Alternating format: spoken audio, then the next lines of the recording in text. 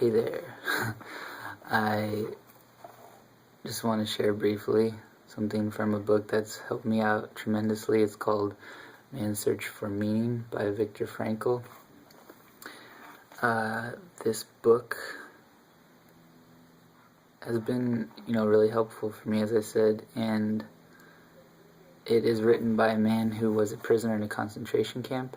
He made it out alive and went on to write this and other books. In this particular book, one of the things that stands out the most to me when I share it with other people is the idea, which he elaborates on in the book, but the idea that instead of the pursuit of happiness, which we are so often preoccupied with or told we should do, is the idea of going after a purpose, and having a purpose that may indirectly lead to happiness as one of its byproducts or side effects, so to speak. So that's just, again, elaborate on more in the book, but that's a really interesting thing I've taken away from it, and a different way to look at happiness and so forth. Such a common topic, an obsession for us.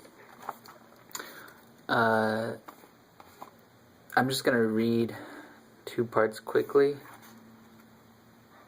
that relate to one particular idea. So I'm just going to get into it right now. It says, as we said before, any attempt to restore man's inner strength in the camp had first to succeed in showing him some future goal.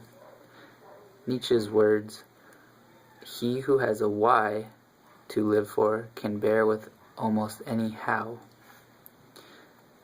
could be the guiding motto for all psychotherapeutic and psychohygienic efforts regarding prisoners. Whenever there was an opportunity for it, one had to give them a why, an aim for their lives, in order to strengthen them to bear the terrible how of their existence. Again, he's referring to his experience in a concentration camp during World War II.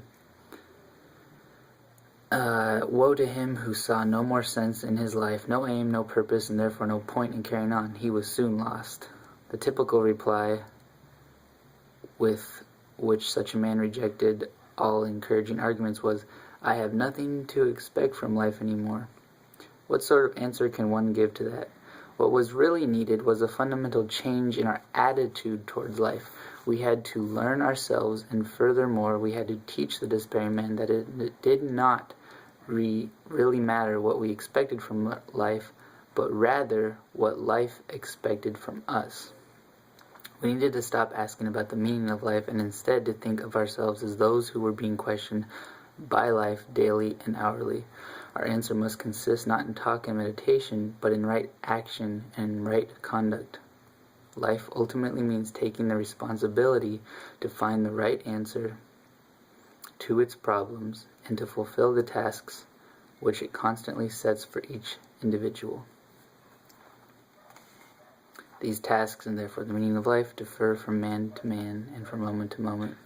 Thus, it is impossible to define the meaning of life in a general way. And it goes on. Another quick part I want to... This is kind of reiterating what he said before, but it says, in a different way, a man who becomes conscious of the responsibility he bears toward a human being who affectionately waits for him or to an unfinished work will never be able to throw away his life.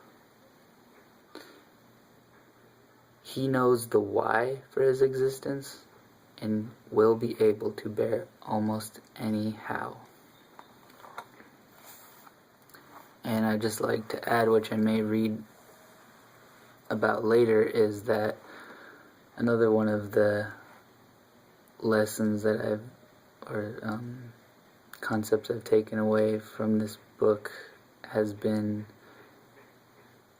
the idea that even within kind of the worst of worst places you could imagine, for example, a concentration camp, even within that, he says there were always opportunities for things, so no matter what it was, there was always an opportunity, and that he felt as well that whatever, though you may be in a place of almost absolutely no control, for example, a concentration camp where, you're told when to, stand up and sit down, and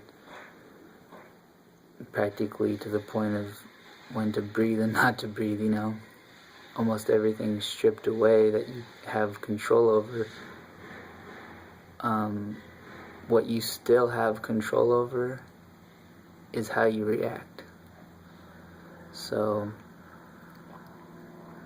I hope this is helpful to you. And again, that's some passages out of Man's Search for Meaning. Kind of interesting, Doesn't even mean there is a purpose or meaning to life.